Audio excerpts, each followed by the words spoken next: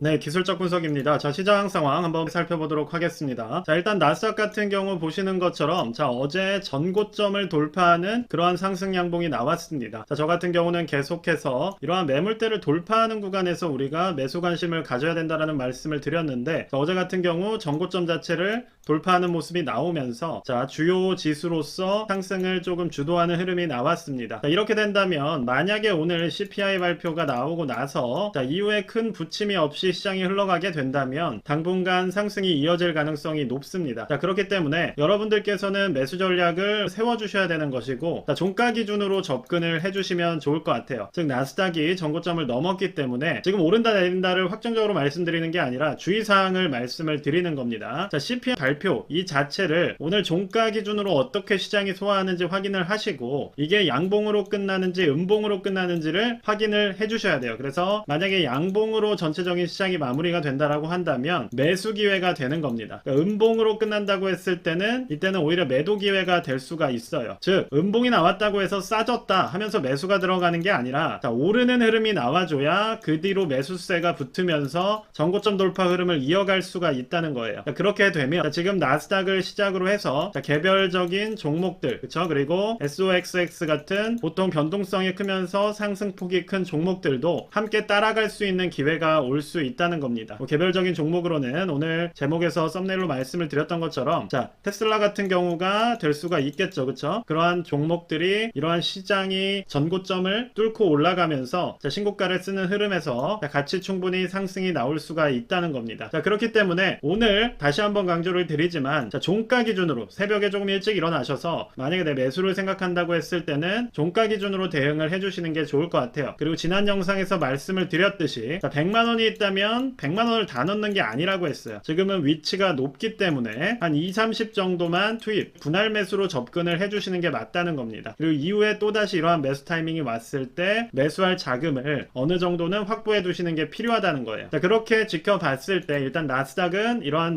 말씀드린 흐름을 가져가고 있어요. 자, 특히나 지금의 상승이 나오게 된 계기를 본다면 조정 흐름이 이어지다가 자, 지난 상승이 나왔던 10일 동안의 흐름, 즉 이 빨간 선 51선을 돌파하는 흐름이 나왔습니다. 자, 51선을 지난주에 돌파하는 흐름이 나왔기 때문에 그 이후로 상승이 나오면서 자, 이 전고 매물대를 소화하는 흐름이 나왔던 거예요. 자, 이때 이 말씀을 좀 드렸어야 되는데 개인적으로 지금 영상을 찍을 여유가 없다 보니 그러한 말씀을 드리지 못한 점은 죄송하게 생각을 합니다. 자, 그리고 다른 지수들도 보았을 때 자, S&P 500 같은 경우도 앞서 말씀드린 이 51선을 돌파를 하면서 지금 추세적인 상승으로 전환이 된 모습입니다. 자, QQQ 역시도 마찬가지예요. 자, 그러면 만약 오늘 물가 이슈를 잘 극복을 하고 상방으로 에너지를 신고가를 뚫고 가는 흐름으로 움직이게 됐을 때는 최소한 1, 2주 정도는 랠리가 나올 수가 있다는 겁니다. 그럼 그걸 따라서 다른 지수들 역시도 움직이게 되는 흐름이 나올 확률이 높은 것이고, 지금 그러한 위치에서 시작하는 종목들 예를 들어서 SOXX 같은 경우도 보시는 것처럼 일반적인 나스닥이나 QQQ, 엔비디아와 다르게 자, 어제 막 51선을 제대로 돌파하는 흐름이 나왔어요. 자, 그렇기 때문에 매수 타이밍으로 보았을 때는 반도체 관련 섹터 쪽이 막 매수, 즉 매물대를 돌파했다라고 볼 수가 있는 겁니다. 자, 그러한 상황에서 전체적인 시장 지수가 상방으로 움직여 준다면 자, SOXX 같은 경우는 충분히 밀고 올라갈 에너지를 받을 수가 있다는 거예요. 자, SOXL 3배 레버리지로 보더라도 동일합니다. 어차피 원지수를 따라가는 것이기 때문에 자, 이 종목이 이걸 추종한다는 건 다 알고 계시겠죠. 자, 그래서 지금 이 부분 10일 구간을 돌파하는 흐름이 나오고 있고 자, 그렇게 된다면 단기적으로 충분히 어느 정도의 수익률을 가져갈 수 있는 좋은 구간이 잡힐 수가 있기 때문에 자, 오늘 시장을 보면서 종가 기준으로 충분히 대응할 수 있는 그러한 지수적인 여력이 갖춰졌다라고 볼 수가 있는 겁니다. 다른 종목들 역시 지금 그러한 움직임에 집중을 해주시면 좋을 것 같아요. 예를 들어서 뭐 애플 같은 경우를 살펴본다면 일단은 51선을 이전에 갭으로 뚫었기 때문에 지금 역배열 흐름에서 상방으로 만드는 흐름이 나오고 있죠.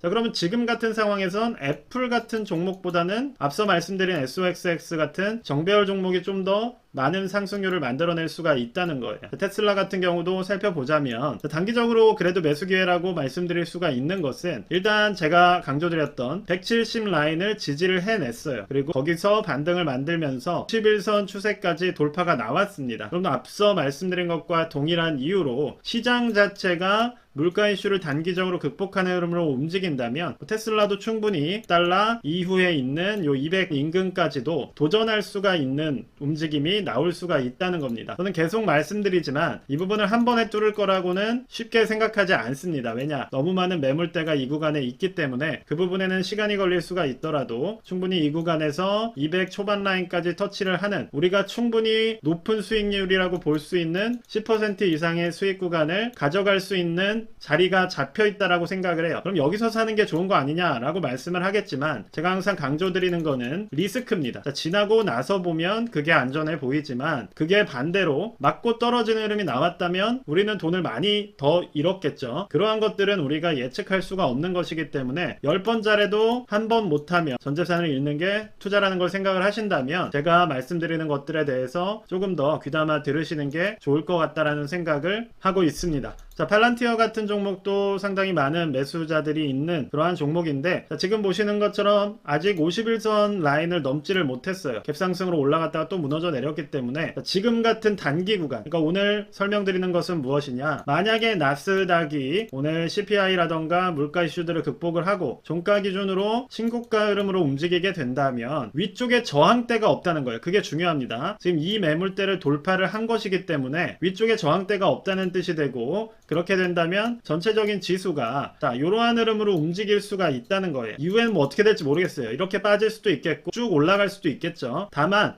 음악이 나오면 춤을 춰야 된다라고 말씀을 드렸던 것처럼 우리가 이 구간을 예측이 된다고 해서 매수하면 안 된다라고 말할 필요는 없다는 겁니다. 일단은 우리가 정보 흐름이 이렇게 나올 수가 있고 그 구간 하에서는 이러한 흐름을 따라서 51선이나 최근 한 두세 달 동안 조정을 겪으면서 만들어진 매물대를 돌파한 종목들은 상방으로 툭툭 치고 올라갈 수가 있다는 겁니다. 그러니까 그 기간이 2주가 될지 뭐 2달이 될지 우리가 알 수는 없겠지만 일단은 그러한 부분에 있어서 초기 매수가 들어갈 수 있을 만한 구간에 있는 것들이 보시는 것처럼 이러한 반도체 섹터라던가, 그리고 두 번째로 본다면 역별에 있는 테슬라, 그러니까 많이 관심이 있기 때문에 말씀을 드리는 거예요. 그 구간에서 충분히 상방으로 10% 이상의 수익을 도전할 수 있는 흐름이 나올 수가 있다는 거예요. 다른 세배 레버리지들도 좋은 움직임을 보이고 있긴 합니다. 뭐 예를 들어서 뭐 라브같이 제약 같은 경우도 51선을 도전하는 흐름을 만들어내고 있고, 만약에 오늘이나 이런 부분에 돌파가 나와준다면 이전 추천드리고 나서 40가 올라갔던 것처럼 또 상승이 나올 수가 있는 거예요. 그렇지만 그거는 어떻게 이 부분을 돌파를 하는 흐름이 나왔다는 전제, 그리고 오늘 종가 기준으로 물가 이슈에 대한 시장의 우려가 종식이 되었다는 걸 전제했을 때입니다. 그렇기 때문에 뭐 내일 시장이 폭락을 했다라고 해서 물렸다라고 얘기하시면 안 된다는 거예요. 종가 흐름을 보시고 매수를 결정하시라고 지금 계속해서 강조를 드리고 있습니다. 그렇게 된다면 CPI가 좋게 나오고 물가 이슈로 인해서 추세 조정으로 지금 2차 상승이 나온 상황에서 하단부로 내려가는 것이기 때문에 그러한 부분들 꼭 오늘 내일은 확인을 하시면서 분할 매수로 전체 비중이 아닌 어느 정도 현금을 남겨두신 상태로 투자하시는 걸 추천을 드리겠습니다. MIDU 같은 중형주, 대부분의 이러한 좋은 추세를 만들어가는 세배 레버리지 섹터들이 있다는 거예요. 그렇기 때문에 지금은 초기적으로 매수하기 나쁘지 않은 시간이라는 얘기를 드리는 것이고, 거기에 맞춰서 매수 고민을 해주시면 좋을 것 같습니다. TMF 같이 많은 분들이 관심 있는 종목도 있지만 여전히 뭐 50 추세를 돌파한 것이 아니기 때문에 채권은 지금 주식시장과 명확하게 움직이고 있지는 않아요. 기억을 하시겠지만 22년 같은 경우에는 제가 유튜브를 시작하면 제일 먼저 살펴보는 게 채권 수익률과 가격이었습니다. 그런데 최근에는 언급을 드리고 있지 않은 이유가,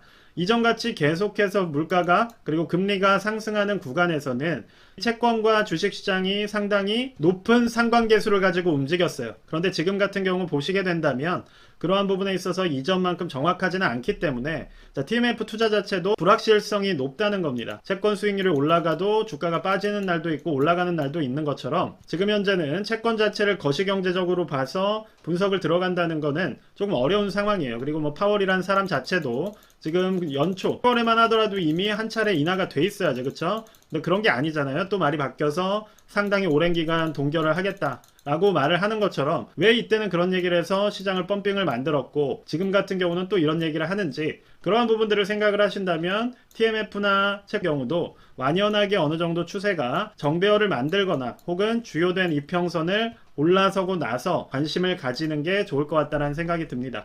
그래서 오늘은 전체적인 시장에 대해 한번 말씀을 드려봤습니다. 이번 주 흐름, 특히나 오늘 움직임이 중요하기 때문에 그 부분에 맞춰서 시장이 어떠한 방향성을 가지는지 꼭 확인을 해주시고 거기에 맞춰서 단기적으로 매물대를 넘어선 종목들을 공략할 수 있는 그러한 기회가 왔다라는 말씀 드리면서 오늘 영상 마무리하도록 하겠습니다. 감사합니다.